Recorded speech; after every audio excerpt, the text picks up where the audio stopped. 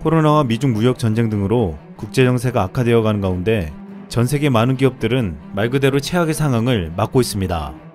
미국에서는 100년의 역사를 자랑하던 기업들의 파산 신청이 이어지고, 지난 8월 일본에서는 코로나로 인해 도산한 기업이 무려 400개나 되었습니다. 그런데 한국의 기업 중에 위기를 기회로 삼아 오히려 통쾌한 실적을 기록하는 곳들이 있습니다. 지금부터 그 중에 3개의 놀라운 한국 기업들을 살펴보겠습니다. 첫 번째로, 기존에 상상치 못한 방식의 지하철 스크린도어를 수출해 대박이 난 중소기업 SKD 하이테크입니다. SKD 하이테크는 전남 광양시에 있는 직원 20여 명의 작은 중소기업이었습니다.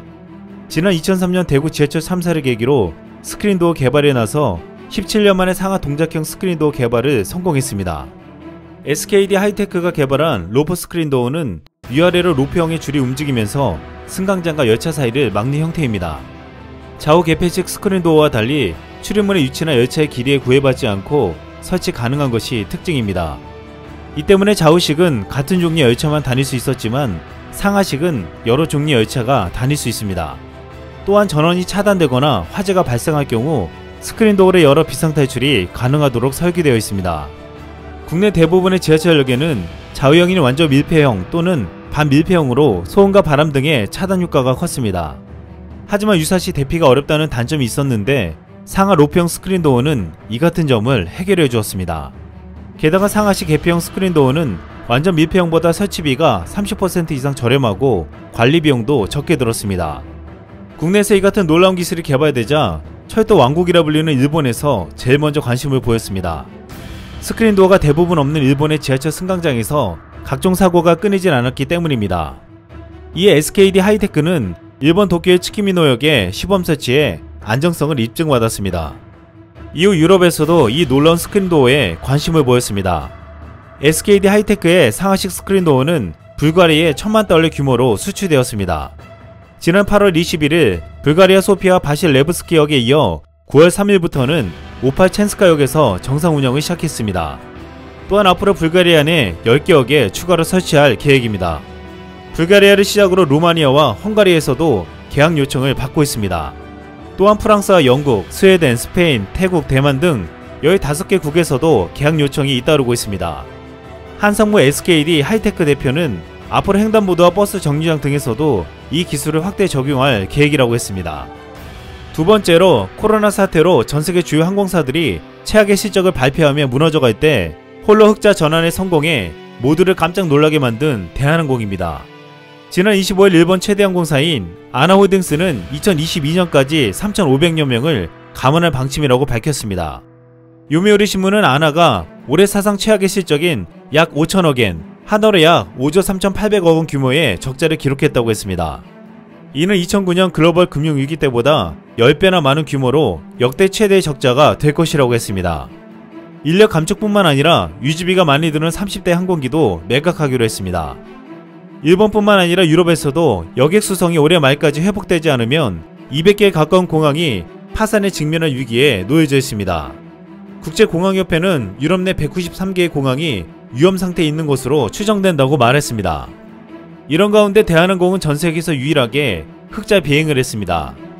지난 6일 대한항공에 따르면 2분기 매출액이 작년의 반토막 수준에 그쳤음에도 화물 부문의 하락으로 1,485억 원의 영업흑자를 기록한 것으로 잠정 집계되었습니다.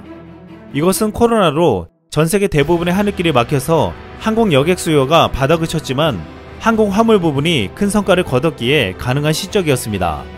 대한항공은 국내 업계 최초로 여객기에 화물을 싣는 발상의 전환을 시도했습니다. 놀고 있던 여객기에서 자석을 뗀 화물기를 개조하여 10여 톤의 화물을 추가로 탑재한 것입니다. 2016년 대한항공은 최대 30대까지 운영하던 화물기를 절반 가까이 줄이려고 했을 때 화물 사업의 경쟁력을 위해 축소폭을 줄였습니다. 이 같은 판단으로 유지된 대한항공의 23대의 대형 화물기단은 코로나로 공급이 부족해진 항공화물 시장에서 위기를 극복하는 견인차 역할을 했습니다. 또한 화물 수요와 운임이 급등하고 국제 유가와 원달러 환율이 하락하면서 큰 이익을 얻게 해주었습니다. 또한 마스크와 방호복 등 K방역 관련 품목뿐만 아니라 일반 화물 등의 수출 회복은 전년 동기 대비 약 20%나 증가했습니다. 게다가 한국이 K방역으로 유상이 높아지자 한국 제품도 덩달아 인기를 끈 요인도 크게 작용했습니다. 이렇게 성공한 대한항공은 전세계 항공사 중에 거의 유일하게 이 같은 방법으로 흑자를 기록하면서 또 새로운 시장 수요를 준비하고 있습니다. 품질 유지와 긴급성이 필요한 백신 운송 시장을 선점하겠다는 것이었습니다. 대한항공은 지난 7일 코로나 백신 개발과 함께 급증할 항공 운송 수요에 대비하기 위해 백신 수송 전담 태스크포스를 구성했습니다. 한국은 백신 개발에서는 선두에 서 있지는 않지만 백신 위탁 생산할 수 있는 거대한 인프라를 구축하고 있습니다. 이 때문에 가장 앞선 글로벌 제약사들은 한국 기업들과 앞다투어 백신 위탁 생산을 계약했습니다. 앞으로 코로나 백신은 전 세계적으로 100억 회분의 접종량이 필요하고 8천여 대의 화물기가 필요할 것으로 예측되고 있습니다. 결국 대한항공은 내년 백신이 보급될 때까지 국제선을 타는 여객의 수요가 없더라도 전 세계로 공급되는 백신을 나르면서 수익을 낼 계획을 야심차게 세우고 있습니다. 마지막으로 10년 넘게 3조의 적자를 내다가 끝까지 뚝심으로 버텨 코로나와 미중 무역전쟁에서 알짜 우량기업으로 탈바꿈한 반도체 기업 DB하이텍입니다. DB하이텍은 동부그룹의 IT 계열사로 꾸준히 반도체를 만들어 왔습니다. 삼성전자와 SK하이닉스에 이은 국내 반도체 3위의 기업이지만 그동안 상대적으로 널리 알려지지 않았습니다.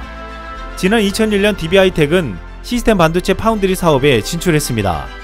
DB하이텍은 2000년대 중반부터 전력 반도체와 이미지 센서 등 특화 파운드리 분야에 집중했고 그 결과 2008년 파운드리 업계 최초로 0.18 마이크로미터 복합 전압 소자 공정을 개발했습니다. 또한 아날로그 파워, 이미지 센서, 혼합 신호 공정을 이용한 고부가 가치 특화 제품을 전략적으로 육성해왔습니다. 결국 전력 반도체와 이미지 센서 등 특화 파운드리 분야에서 세계 최고의 기술력을 갖추게 되었습니다. 하지만 인력과 노하우가 전무한 상태에서 뛰어들어 매년 3천억 원에 가까운 적자를 내고 결국 3조 원의 누적 적자와 2조 3천억 원의 부채를 짊어져야 했습니다. 그러나 DB하이텍은 포기하지 않았습니다.